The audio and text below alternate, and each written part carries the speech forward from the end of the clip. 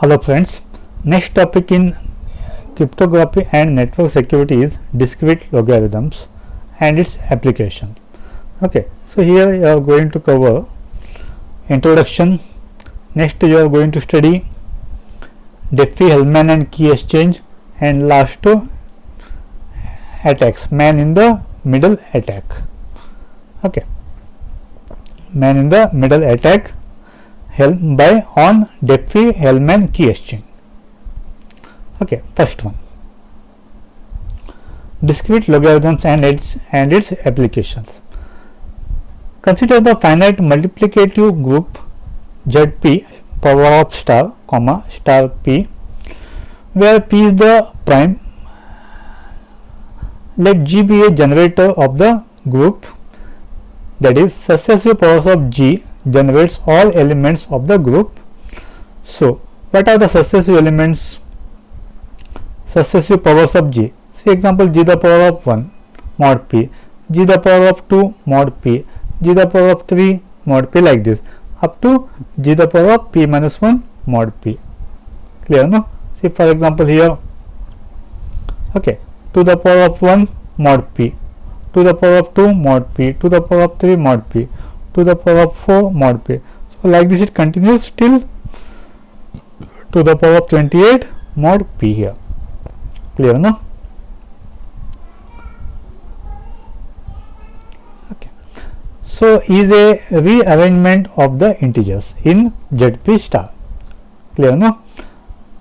See for example, p is equal to 29 and G is equal to 2. P is equal to 29, P is a prime number and G is a generator is equal to 2, and let x be an integer 0 to p minus 2. Okay, so here if p is equal to 29 and G is equal to 2, okay, so what you write, to the power of 1 mod p, to the power of 2 mod p, up to you write till 29.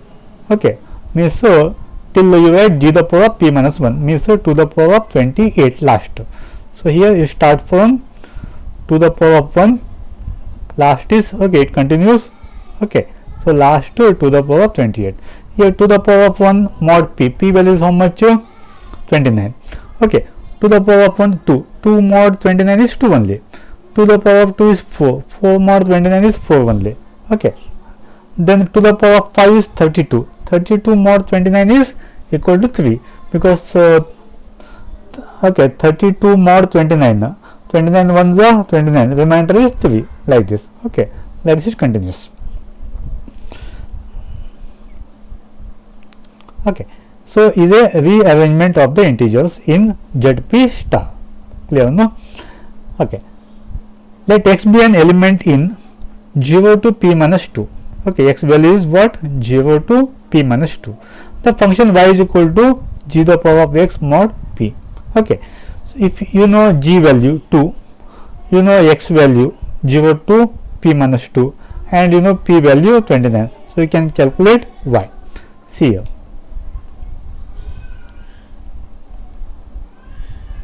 so you can calculate y value. Okay, clear, no?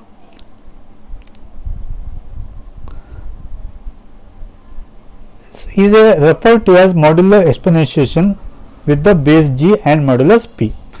The inverse operation is expressed as x equal to log g log y base g mod p. So how we find x value? And is referred to as discrete logarithms. It involves computing x given the values of p, comma g and y. Y belongs to ZP. So how we compute x when p, g and y is given? Okay, g is given, y is given, p is given. Okay, we can easily find x value. See here.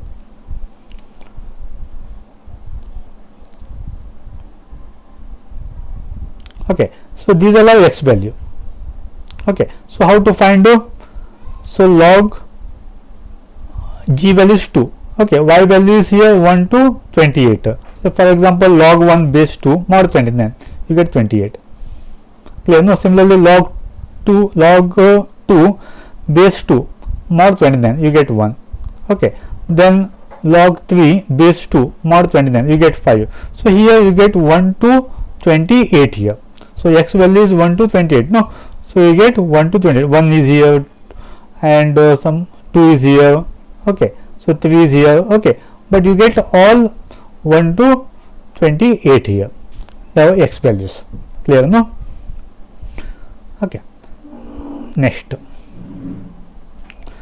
heading is Diffie-Hellman key exchange. This is very important. Consider two parties A and B. Okay, two parties A and B, party A and party B, that need to agree upon shared secret for the duration of their current session. Okay, for the session they want to share secret key. Okay, so A is having one secret key and B is having secret key. Okay, they share each other. One widely used method is the Diffie-Hellman key exchange. Okay, so two key exchange, one method is Diffie-Hellman key exchange, published in 1976 by Diffie and Hellman. This is the earliest publicly known work that proposed the idea of a private key and corresponding public key. Okay, they have the private key and they transfer the public key. See, for simplicity, assume that both A and B know the base G and modulus P value in advance. Okay, so in previous example we took P, G is equal to 2, P is equal to 29, like this. Okay, so we'll assume that G and P both have same value.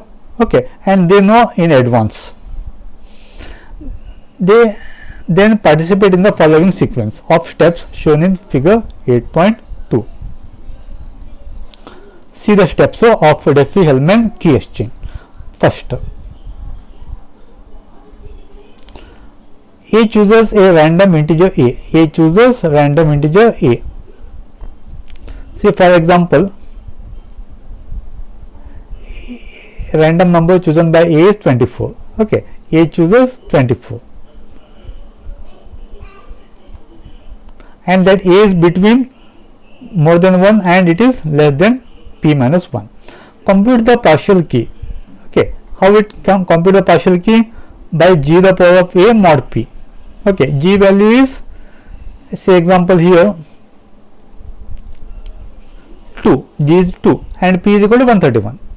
Okay, so it computes what?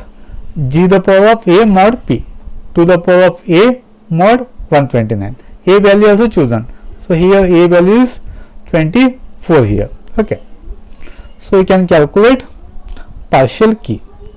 Okay, G the power of A mod P. G is given, G equal to 2, A is equal to 24 and P is equal to 131. Okay, so you can calculate partial key and sends this to B. Okay, and that partial key is sent to B here. Clear, no? Then the party B also choose B. Okay, and compute G the power of B mod P. If for example party B chooses 17. Okay, and his partial key is to the power of 17 mod 131, that's equal to 72. That's equal to 72. So it computes G the power of B mod P, that's it 72. 72 pass to party B. Okay, party A pass to B, party B pass to A. Okay, then compute G the power of AB mod P. Okay, you know A value. Okay, and you also know B value. Okay, you know B value because B is sent by party B. Okay, now calculate G the power of AB mod P. Similarly, party B also calculate G the power of AB mod P. Okay, so G the power of AB mod P. So both calculates same G the power of AB mod P. They get common secret number. So in this example, G the power of AB mod P. Okay, G the power of AB mod P, you get 13. So party B also get 13. So both get same secret key. Clear, no? Okay.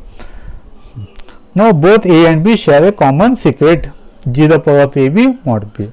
So these steps are are clarified in the toy of example. Clear, no? Okay, this is the example here. Okay, next topic is attacks.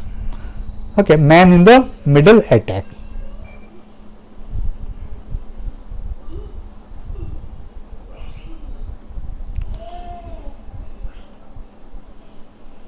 Okay, attack. So man in the middle attack. Okay, man in the middle attack on Diffie-Hellman key exchange. Okay, so you just studied Diffie-Hellman key exchange, how they exchange between A and B. Okay, while exchanging between A and B, okay, a attacker C, he intercept communication. He intercept communication between A and B. What he do? He chooses A and replace with C. Okay, so A choose one secret key, okay, and compute g to the power of A mod P. What attacker do? Instead of g to the power of A, what he do? G to the power of C mod P. It calculates g to the power of C mod P. You get different number. Okay, then it pass to B, party B. Then similarly, party B chooses B and compute g to the power of B mod P and send it to A. While sending attacker again, he chooses C instead of B. He modify g to the power of C mod P and it's sent to A. So after receiving, so A calculates what? G to the power of AC mod P. Okay, so A thinks that g to the power of AB mod P it is. Okay, but attacker change B to C here. Then similarly, party B also, it computes g to the power of BC mod P. So both have common secret key. Clear, no?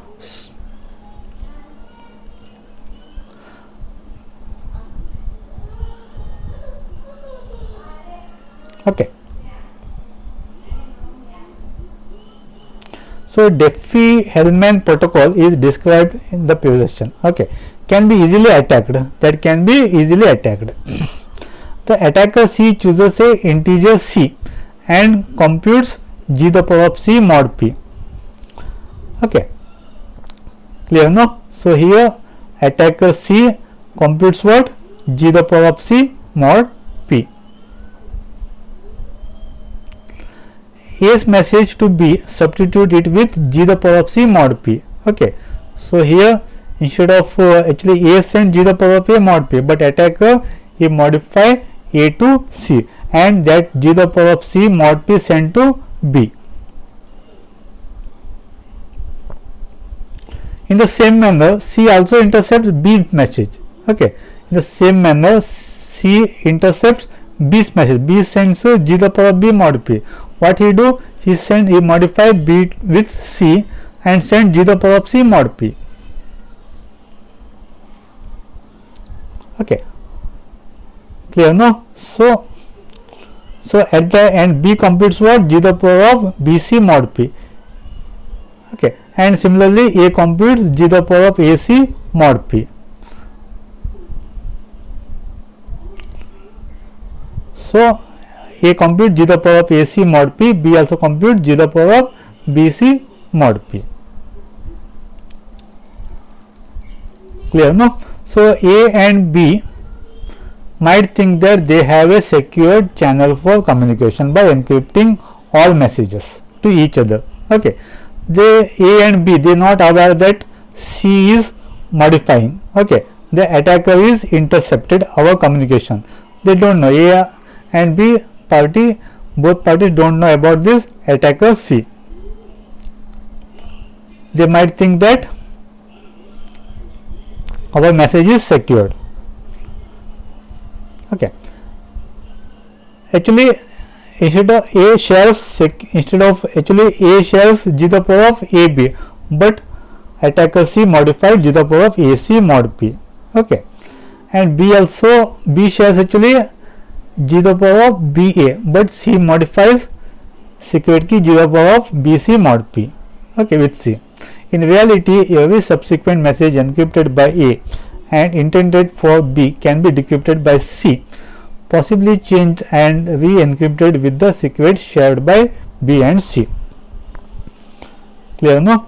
Every message from B and A can be decrypted and possibly modified by C.